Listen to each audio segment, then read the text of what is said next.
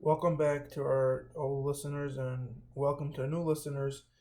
Today we are doing another Curious George read along. If you would like a different series or a different Curious George, just let me know in the comments and I'll try to do it.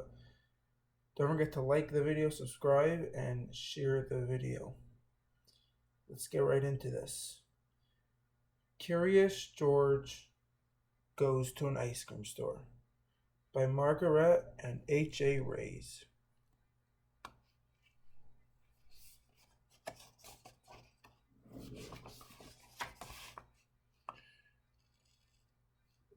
George and his friends were cleaning the house.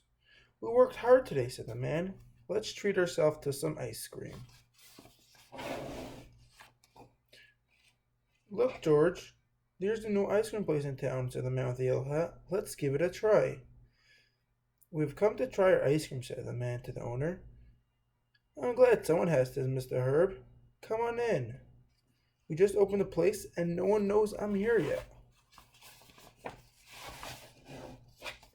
"Well, I'll have a strawberry cone," said the man with the yellow hat. Mr. Herb dipped out a scoop of strawberry. George was curious.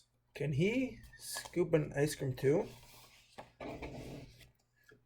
"I have some errands to do, George," says the man. "Stay here until I come back. You can have some ice cream, but don't get into trouble." "Take your time deciding," said Mr. Herbs. "I'll start a special order I have to fill." George couldn't make up his mind. There's so many flavors to choose from. Mr. Herb was busy filling a bowl with ice cream.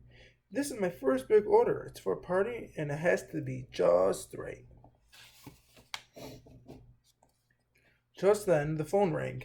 "It might be another order," said Mr. Herb, and he went to answer it. And the next thing you know, George just climbed onto the counter and picked up the scoop. He dipped it into the banana ice cream and put it into the bowl. He dug into the strawberry and the nutty walnut and the raspberry and the chocolate. Soon there was a mountain of ice cream in the bowl. George was about to put vanilla on top of the peppermint when...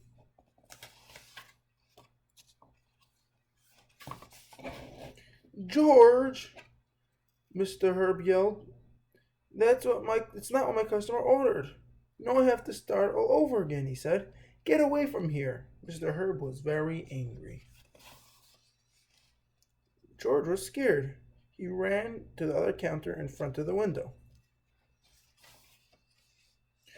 There were jars of cherries, nuts, coconut, whipped cream, and all kinds of sauces. There was even a bowl of bananas. George put some bananas in a dish, and then he added raspberries, chocolate chips, and whipped cream. George was getting hungry. Suddenly there was a tapping on the window. George turned around. Outside there was a crowd watching. "Add some nuts, George," called the boy. "Try the sprinkles," said the girl. "Don't forget the cherry on the top." How could George forget the cherry? Just as George was about to taste his masterpiece, Mr. Herb came over. He was still angry. Before Mr. Herb could scold George, the crowd rushed in. "I'll have a raspberry sundae," said the man. "And I'll have a banana split," said another. Mr. Herb could hardly keep up. The orders kept pouring in. Finally, everybody was served.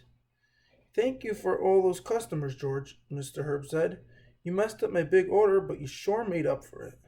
Just then, the man with the yellow hat came back. "Have you finally decided what flavor you want, George?" "He sure did," said Mr. Herb.